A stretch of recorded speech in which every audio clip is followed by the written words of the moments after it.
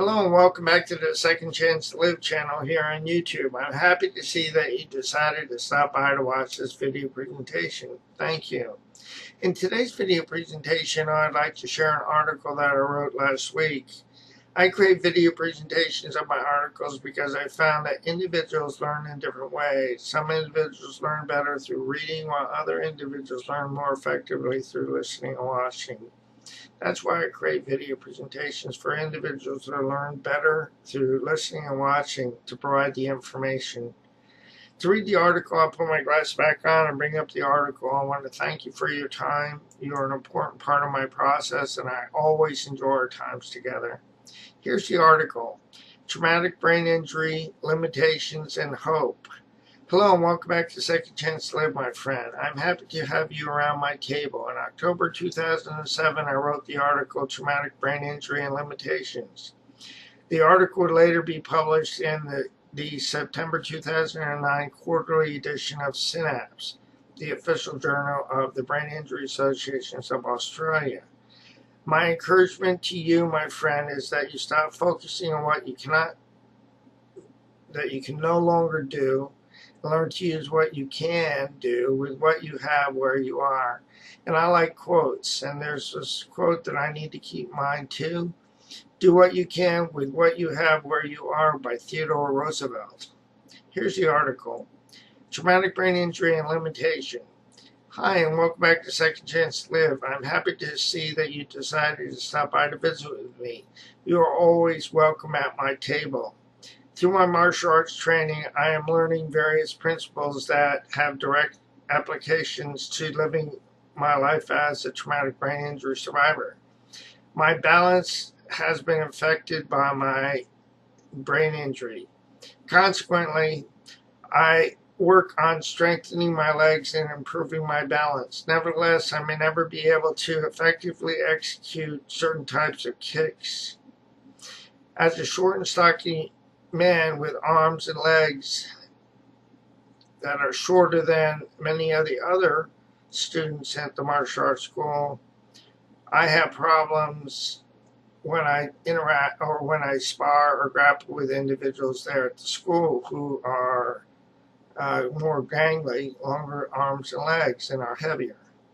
Rather than being discouraged about what I cannot do, I focus on what I can accomplish given my stature and limitations.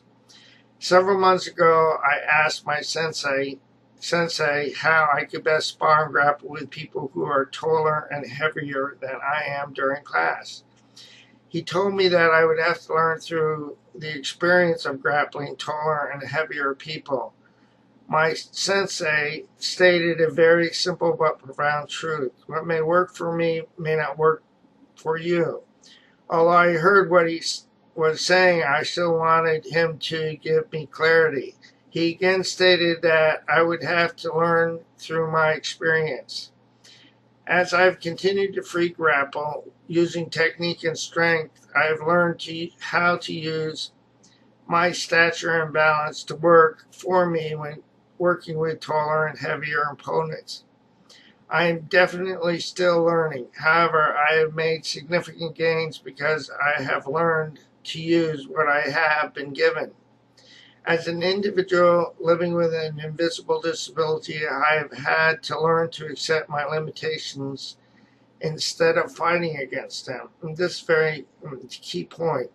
As an individual living with an invisible disability, I've had to learn to accept my limitations instead of fighting against them.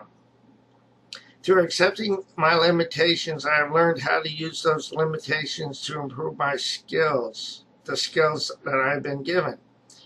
I cannot change the fact that I am a short and stocky fellow, but I can determine to use these characteristics. Although I can work on improving my balance, I may never be able to maintain my balance for long periods of time.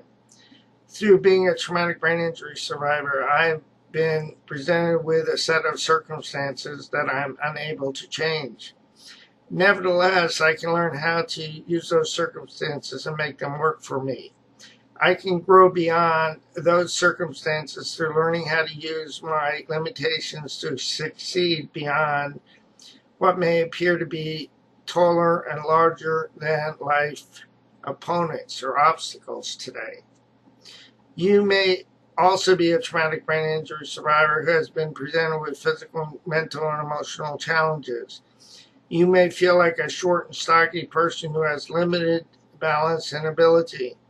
You may have come up against taller, stronger, and heavier opponents or obstacles in your life. Consequently, you may feel overwhelmed and discouraged because you believe those obstacles cannot be overcome. When I first started grappling and sparring taller, stronger, and heavier people, I had a hard time believing that I could succeed given my stature and balance. Through my experience, I found that my ability to improved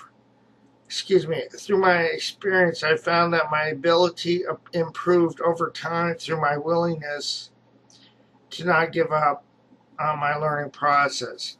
Again, through my experience, I found that my ability improved over time through my willingness to not give up on my learning process.